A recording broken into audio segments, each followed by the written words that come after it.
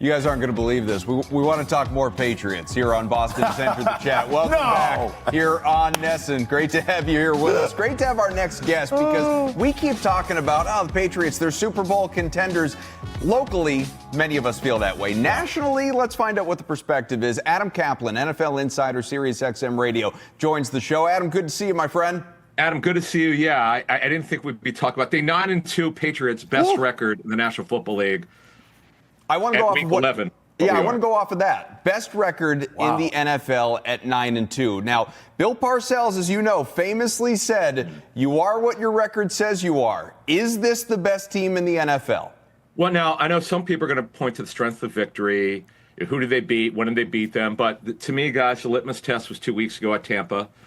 I didn't think they'd win that game. They won it. They came back and took the game and took control of it.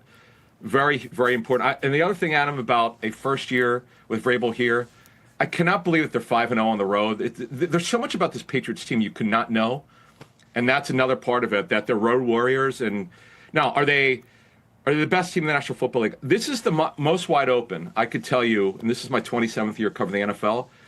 I don't remember it being this wide open where if you just get in the playoffs, you probably can make a run. That's how wide open There's no juggernaut. That's right. No, there's not. Correct. Yeah, that's what it feels like. And a lot of people here are really hyped up about the fact that we could be witnessing the start of another dynasty. Do you think that's what we're seeing right now? Do the national people nationally agree Are people with living that? in fear of that across the country? Do they say the Patriots can't keep getting away with this?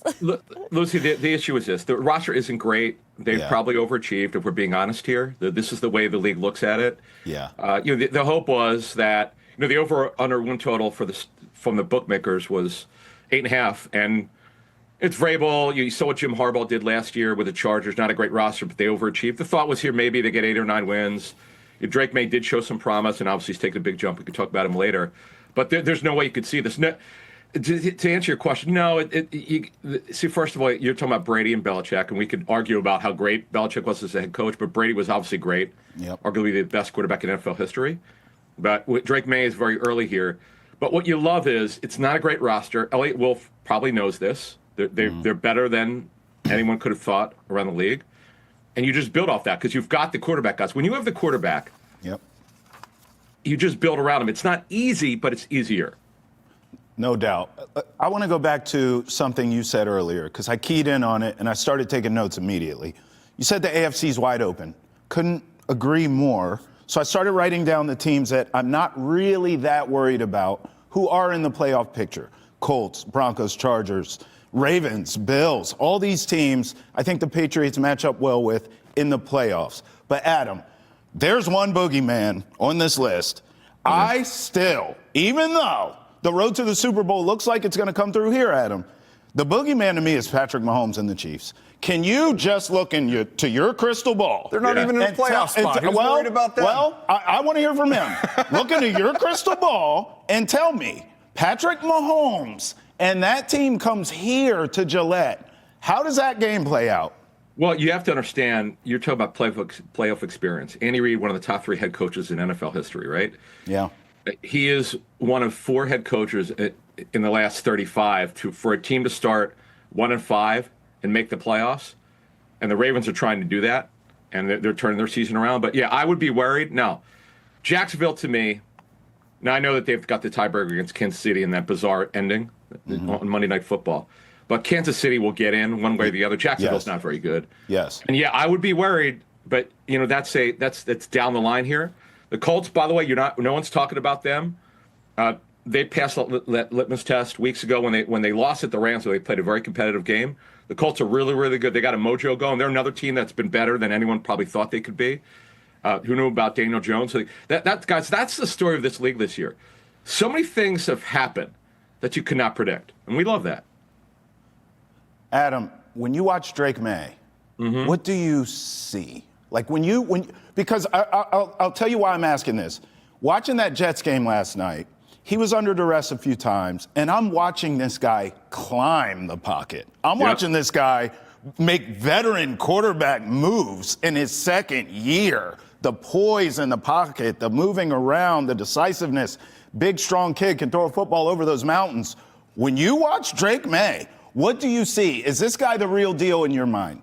I see a guy who's been coached by Josh McDaniels. So what does that mean? Josh McDaniels, we could say what we want about him being a head coach, but he understands how to develop and coach quarterbacks. And the thing that shocks me, you asked, what do I see? Drake Maye's feet, they're quiet. They're not all over the place.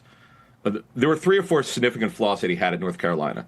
Playing within structure, bad mechanics, playing hero ball, and processing.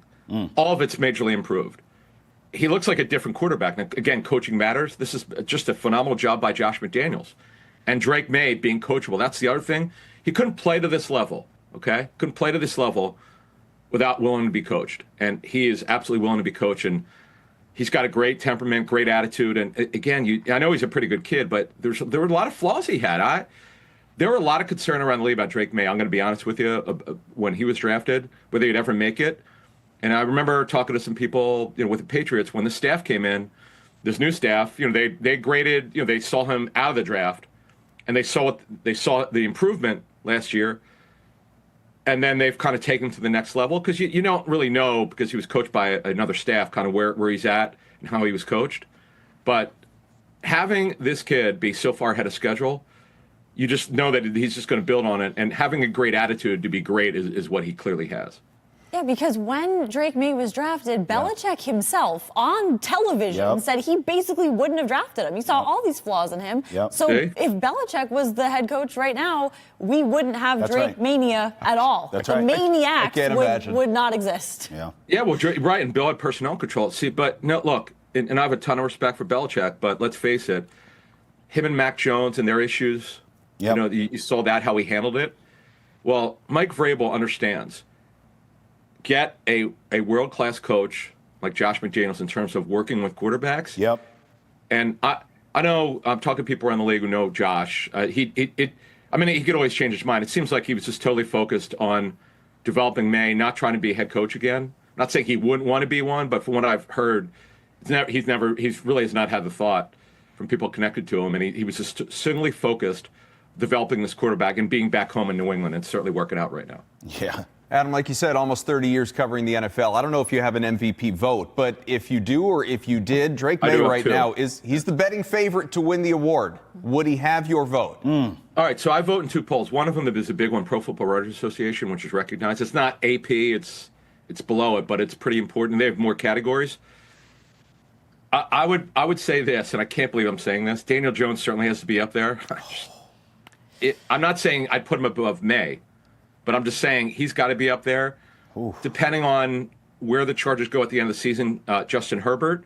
You got to look at Jared Goff has been terrific. Baker Mayfield's incredible. Matthew Stafford. And Jonathan Taylor. I know running backs typically don't win MVP. They might win Offensive Player of the Year. I hate that there are 2 awards like that. But the bottom line is, guys, it's been so. Listen to some of these names, folks. Who would have thought Jonathan Taylor's career was kind of lost prior to this season? Right. He's back. It's incredible. I also think that 1 seed could determine that. Like, if the Patriots have home field throughout the playoffs, that only helps Drake Maye's case for MVP. Does that make sense, Adam? Well, remember, it's voted for, though, before that's right. Playoff start. It's funny you say that. I wish it would be hard to do it because they don't want to delay it, but it's too bad that they don't have, like, a award for playoff MVP or something like that. It's like when Joe Flacco in 2012 who one of the best runs in NFL history in the playoffs. Joe Flacco was always an ordinary quarterback. Right. But you get to the playoffs, he put the team on his back. But we'll see what happens. But the AFC to me is wide open. It's very hard to predict. The NFC's also kind of wide open. Yeah. And I don't know who you trust there. I mean, I started the season thinking the Packers, but I have trust issues with them since making that prediction. Maybe the Seahawks at this point, but do you trust Darnold? A lot of trust issues right now in the NFL. But with the Patriots, not so much. I mean, I trust this team. It's just a matter of what we see once we get to the postseason.